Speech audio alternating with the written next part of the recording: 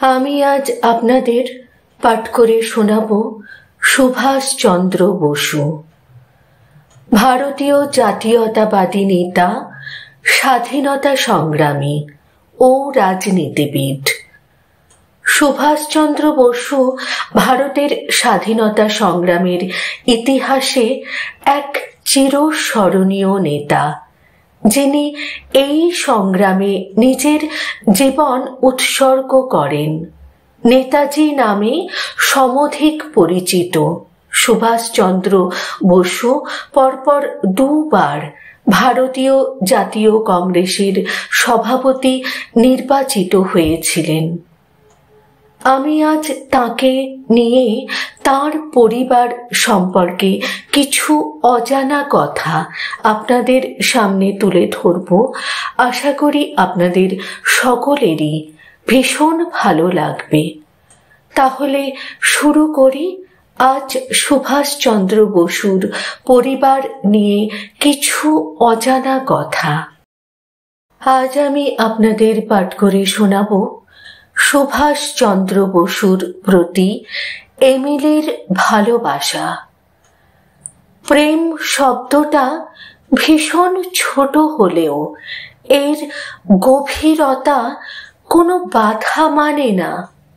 এক হৃদয়ের সাথে আরেকটি হৃদয়ের মিলনে কোনো নথির প্রয়োজন হয় না। জাতি, বর্ণ, দেশ, ভেদাভেদ সব কিছু পেরিয়ে যে কথাটা থেকে যায় তাই প্রেম। এমিলি জানতো তার প্রেম আর পাঁচটা সাধারণ প্রেম নয়। তার প্রেমিক পুরুষটি এক দেশের নায়ক, আগুনের গোলা, ভারত মায়ের দামাল ছেলে, যার বুটের শব্দে ইংরেজদের সাম্রাজ্য ওলট পালট করে দিয়েছে। তবু প্রেম এলে আগ্নেয়গিরির লাভাও গলে নদীতে মেশে। বিদ্রোহ যখন ক্লান্ত হয়ে যায়, প্রেম তখন শান্তির ছায়া এনে দেয়।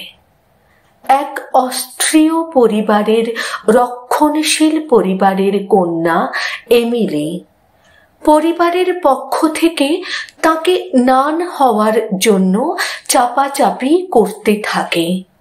তখনই এমিলির সাক্ষাৎ হয় সুভাষের সাথে। সুভাষ তার প্রথম বই ইন্ডিয়ান স্ট্রাগল লেখার সময় এমিলি ছিলেন তার সেক্রেটারি। মন যে বড়ই লাগাম ছাড়া কোথায় গিয়ে সমর্পণ করে কেউ জানে না। তেমনই বোঝেননি ৩৭ বছরের সুভাষ ২৫ বছরের সুন্দরী বুদ্ধিমতী এমিলিকে দেখার পর। প্রেমকে তিনি সম্মান দিয়েছিলেন। বিয়ে করে এমিলিকে স্ত্রীর মর্যাদা দিয়েছিলেন। আমাদের ভারতবর্ষের স্বাধীনতা আন্দোলনের নায়ক। কন্যা অনিতাকে নিয়ে ৩ বছর ছিলেন সংসারে, কিন্তু যিনি দেশের মাটির কাছে শপথ করেছেন তার জন্য সুখের জীবন কাটার মতো। পরিবার ছেড়ে ১৯৪৩-এ সুভাষ সাবমেরিনে করে জাপানের উদ্দেশ্যে রওনা হন। সেটি ছিল এমিলি ও কন্যা অনিতার সাথে শেষ দেখা ও বিদায়।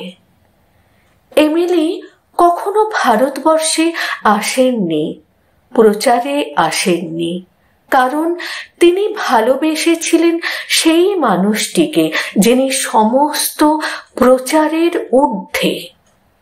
ভালোবাসা প্রচার করার নয়, বিজ্ঞাপন দেওয়ারও নয়।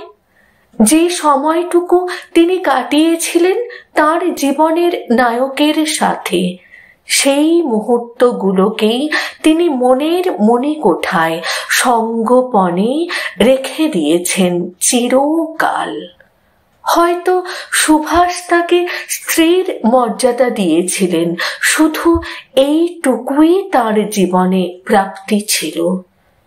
এমিলি জানতেন ভারতবর্ষের স্বাধীন পতাকার কোনায় কোনায় তার স্বামী, তার প্রেমিক পুরুষটির নাম লেখা। এমিলি শিখিয়ে দিলেন ভালোবাসা কোনো প্রচার নয়, ভালোবাসা কোনো বিজ্ঞাপন নয়, ভালোবাসা কিছু সুন্দর মুহূর্ত, ভালোবাসা শ্রদ্ধার, ভালোবাসা অহংকার। এমিলি সেঙ্কল আপনার ভালোবাসাকে, আপনার প্রেমকে নত মস্তকে শ্রদ্ধা, স্যালুট জানাই। লেখনী সংগৃহীত।